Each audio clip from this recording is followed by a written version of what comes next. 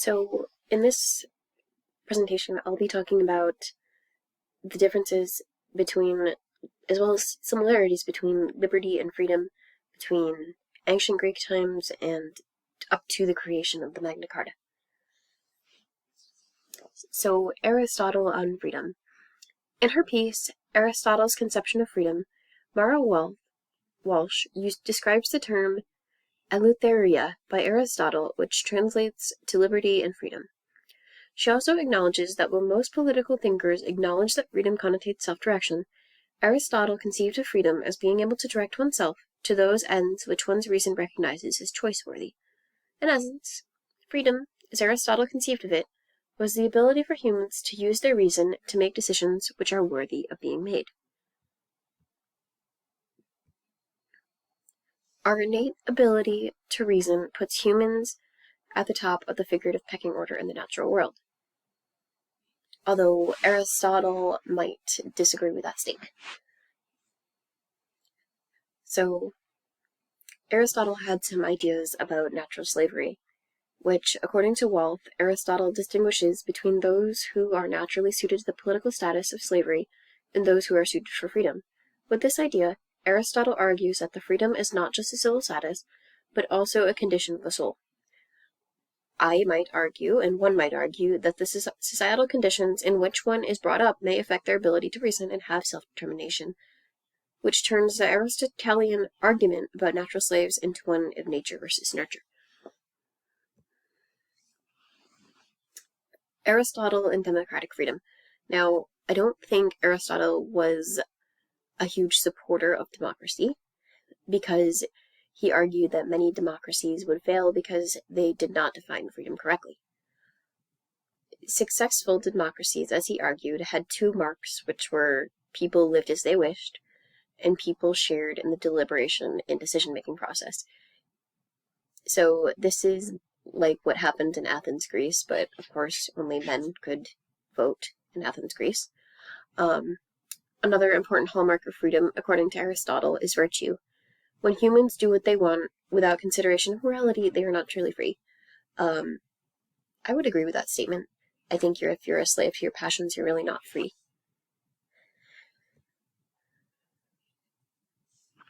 The Roman Libertas, liberty versus freedom. In his piece, Cicero, Roman Republicanism and the Contested Meaning of Libertas, Jeff Kennedy describes the approaches of various philosophers to defining the Roman conception of libertas, which means liberty in Latin. Kennedy describes the approach of one such philosopher, Rzybuski, as the capacity for the possession of rights and the absence of subjection.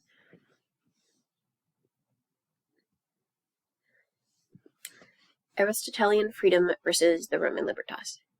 Aristotle argues that freemen, those who use reason to make virtuous decisions, have the ability, if not the duty, to direct those who are guided by their passions.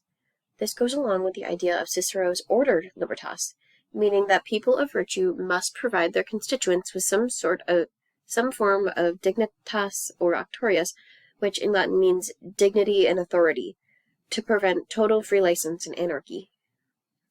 While Cicero's definition of libertas is classist in nature, because he believed that aristocrats should be the men of virtue in power, it is similar to Aristotle's idea of freedom and virtue preventing chaos.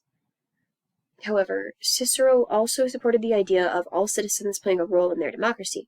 In essence, if citizens were going to be guided by the virtuous people and abide by the laws that would prevent anarchy, then they would also need to be given rights.